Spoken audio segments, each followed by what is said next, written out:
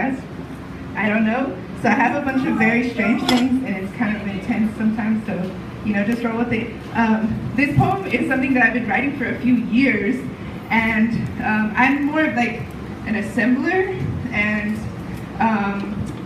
this poem, so like, when I sit at Rubo, I have like my notebook out, and like anytime somebody says something really cool, like I write it down, and like throughout the years I've kind of lost track of like who said what, so I'm sorry, but props if you have a line in this, but basically this poem is made up of lines from all of you, so, and the title, so it's kind of like an archive of Rubo, or like my time at Rubo, and the title of this poem is Jeremiah's Witnesses / Let's Go Do Some Shrooms, and I just feel like the background of that is that a comedian literally said those two lines right next to each other, and I was like, how could that be anything but magical? So I had to write it down. So this is Jeremiah's Witnesses / Let's Go Do Some Shrooms.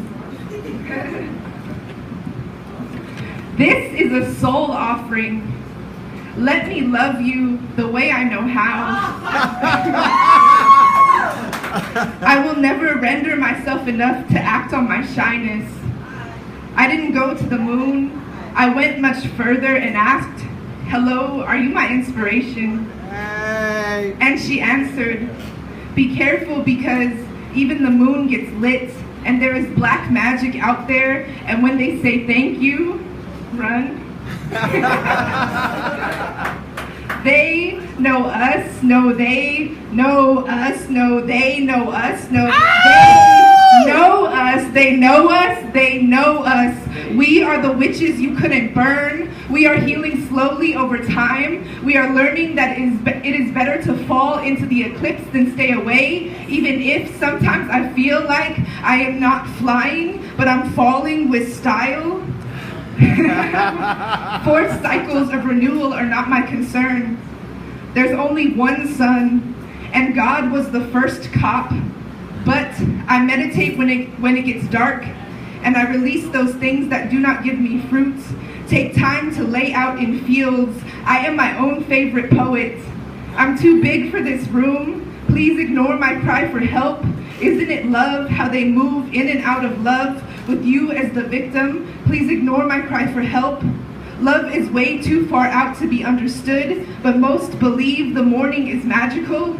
Stretched through celestial partitions, I am my own favorite poet. I'm too big for this room, and only poets know what poets know. That's why you should recite a passage the pastor would preach, and let the church say, amen.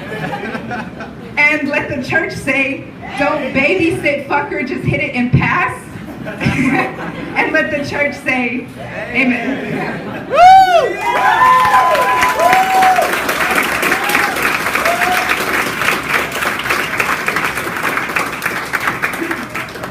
Yes, so thank you for that poem. That, like, maybe one of those is my line, but like the rest of it was y'all. So thank you, thank you, thank you. If it's cool, I want to like totally shift the vibe. I've been coming here for a few years, and like this is actually something I've never been able to write about. So I've been like thinking a lot about how like this stage is a place where we can like empty our energy into it and then be healed of it, and like performance for me at least is like that process of like getting things out, and so like this is really more for me than for anything else. But yeah, this is something that I have actually never talked about publicly, but like I am a survivor of sexual assault, domestic violence, and attempted murder, and this is like a poem to that like version of myself, like me sending love to that baby that went through that. So this is called I, or it's called Roman numeral 1, depending on how you look at it. They didn't like timid girl, told her never to grow beyond the branches, even if the vineyard was full. The grapes hang heavy on the vine, cringing at the thought of becoming wine, never knowing in their releasing the sweetening of sour patches becomes so much easier to swallow. And in swaddled insecurities, they hung her on clothesline to dry up in the sun, but they didn't know her magic could never evaporate from her soul fully. So she learned to scale fences and run for her life, perfecting her timing, skillfully blossomed diamond, becoming strong enough to fight, hands off her throat, hands off. She so learned to save her own life, to become her own Messiah, to transform into holy deity with every single sunrise, and peacock outwards and speak with her own authority and rewrite the narrative and reclaim the statistic to translate nouns like victim into survivor. That's why she smiles so fully now.